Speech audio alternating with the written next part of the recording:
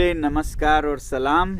अब मैं आपको मजबूर होकर बताना चाहूँगा, अभी तक नहीं बताया, कि लद्दाख में यूटी की क्या हालत है। 3 साल से जो यूटी प्रशासन है वो बहुत ही नाकाम रही है। हर आदमी आप अगर देखें तो दुखी है। युवा दुखी हैं कि उनको नौकरियां नहीं मिल रही हैं। 12,000 नौकरियों की वादा किया गया था, अभी 800 की कुछ निकले हैं, वो भी पुलिस में, यानी कि लोगों का दमन करने के लिए, क्योंकि इतने अब जुलूस हो रहे हैं, प्रोटेस्ट हो रहे हैं। वहाँ लोगों में डर है कि उनकी ज़मीनें अब उनके हाथ में नहीं हैं। पॉलिसीज़ किसी भी चीज़ पे नहीं बनी है। मतलब 3 साल में कुछ भी यूटी में लगभग नहीं हुआ है।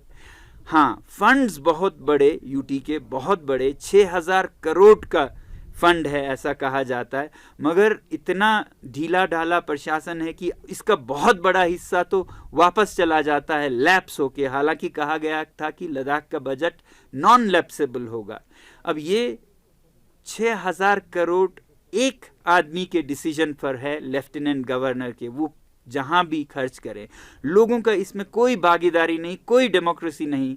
एक हिल काउंसिल यहाँ पर है, लेह में एक, कारगिल में एक, उनको मिलता है कोई 500 करोड़, यानी कि 8-9% जो बजट का है वो जनता के चुने हुए प्रतिनिधि फैसला करते हैं। बाकी 92% पे एक लेफ्टिनेंट गवर्नर अपना मनमानी करते हैं, मैं तो कहूँगा, क्योंकि ये पैसे जब खर्च नहीं हो रहे हैं तो वापस जा रहा है। इससे लोग बहुत परेशान हैं।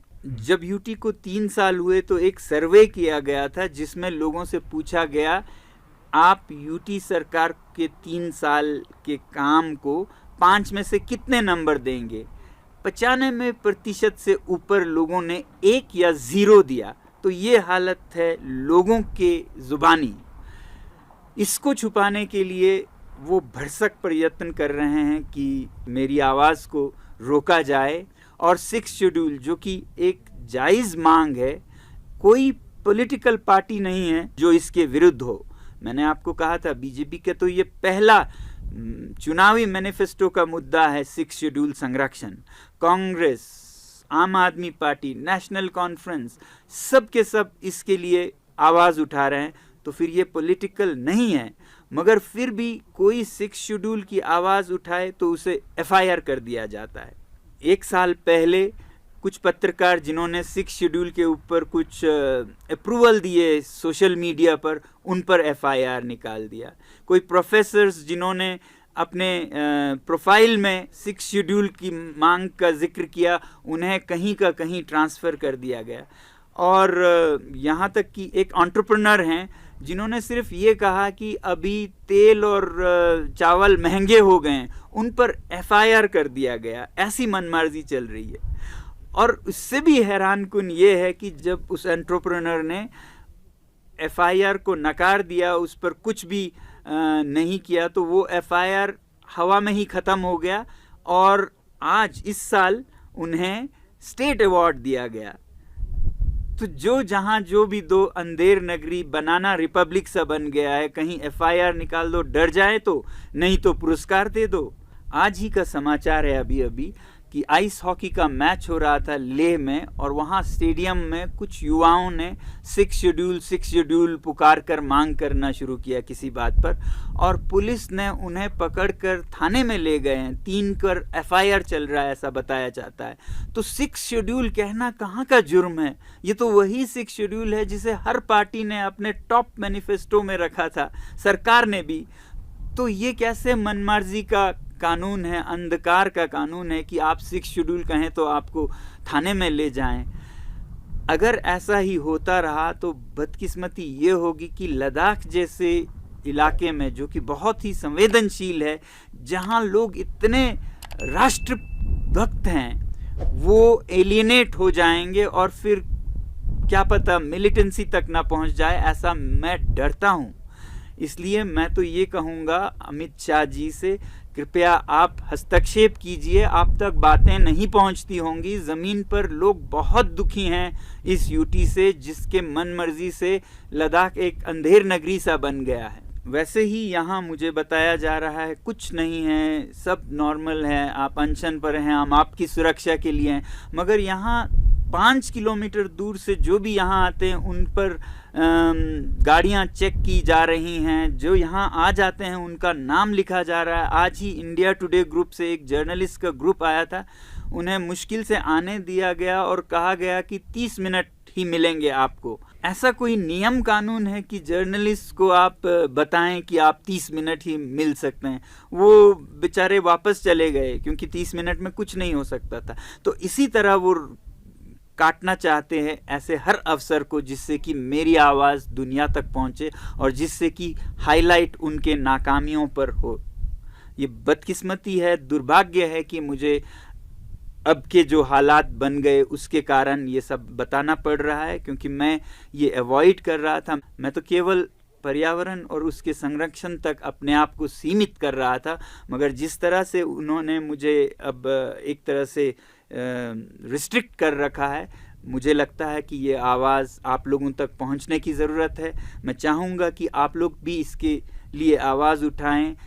भारत एक बनाना रिपब्लिक नहीं है, भारत विश्व का एक सबसे अग्रसर देश है। उसमें एक जो उसका सर का ताज है वो अगर अंधेर नगरी बन जाए तो दुनिया के लिए हम क्या बताने के काबिल रह जाएंगे।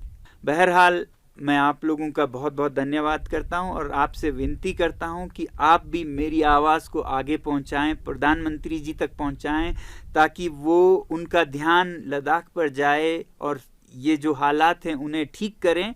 और दूसरी बात जो मैं कहता आया हूं कि वो लद्दाख के नेताओं को तुरंत वार्तालाप के लिए बुलाएं और एक नतीजा कुन फैसला दें लद्दाख के संरक्षण के बारे में, जो कि 6 शेड्यूल में निहित है, भारत का संविधान है। तो यूटी प्रशासन का ये चाल है कि मैं खारदुंगला तक नहीं जा पाऊँ और मेरी आवाज़ देश तक, देश के प्रधानमंत्री तक नहीं पहुंच पाए।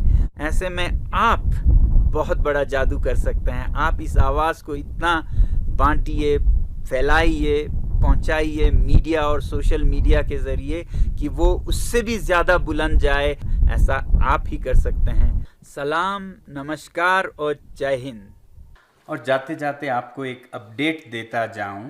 आज जब मैंने इस इल्लीगल हाउस अरेस्ट के बारे में और एलजी साहब के मनमानियों के बारे में स्टेटमेंट्स देना शुरू किया, तो आज दोपहर में एक अधिकारी मेरे पास भेजे जाते हैं। उन्होंने मुझे ये कागज़ थमाया जो कि एक एग्रीमेंट है और एक बॉन्ड भी है पैसे के साथ। अब देखिएगा वो क्या कहते हैं।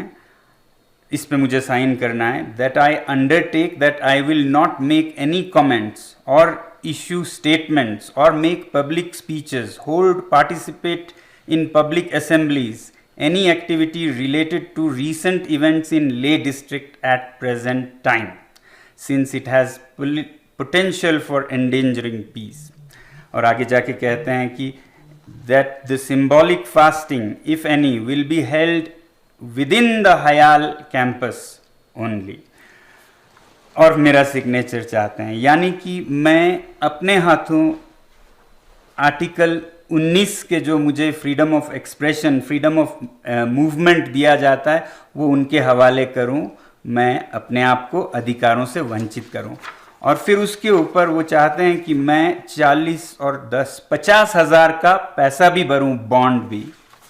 तो मैंने उन अधिकारी साहब से कहा कि अगर मैं इस पे सिग्नेचर नहीं करता हूँ तो क्या होगा? तो वो बोले तो आपका डिटेंशन हो सकता है। तो मैंने कहा ये तो सबसे अच्छी बात होगी, मैं तो खुशी खुशी आपके जेल में जाना चाहूँगा। अरे साहब, जो आदमी खारदुंगला के -40 में मरने से नहीं डरा वो आपके डिटेंशन से डरेगा। और उससे भी ताज़ा अपडेट आपको एक दूं जो मुझे अभी अभी मिला रात को कोई 9 बजे। इस एग्रीमेंट पर साइन करने को बाध्य करने के लिए हमारे स्कूल के 3 मासूम युवा शिक्षकों को, जिनका कोई दोष नहीं है, थाने ले गए हैं और उनको सताया जा रहा है ताकि उनको बचाने के लिए मैं ये साइन करूं। तो ये हथकंडे हमारे एलजी साहब अपना रहे हैं यूटी प्रशासन को चलाने के लिए।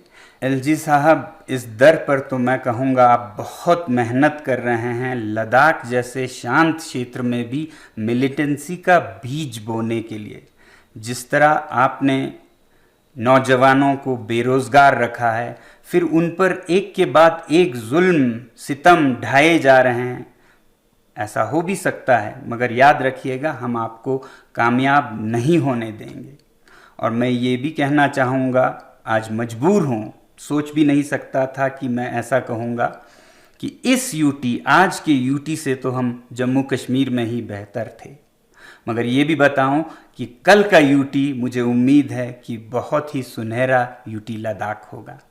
और एलजी साहब, आपको ये भी बता दूं कि इस ईगो वॉर में आपने मुझे हाउस अरेस्ट में तो रखा है, आपने 20-15 पुलिसकर्मी यहाँ तैनात किए हैं।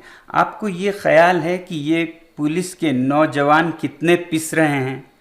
ये 3 रातों से -20 में इधर चक्कर लगा रहे हैं, बिना किसी टेंट के, बिना किसी हीटिंग के। उनका मिसयूज सोच सकते हैं तो उनका वेलफेयर भी थोड़ा बहुत सोचते, उनको कोई तंबू, टेंट, हीटर दे देते तो आपका बहुत मेहरबानी होता। धन्यवाद।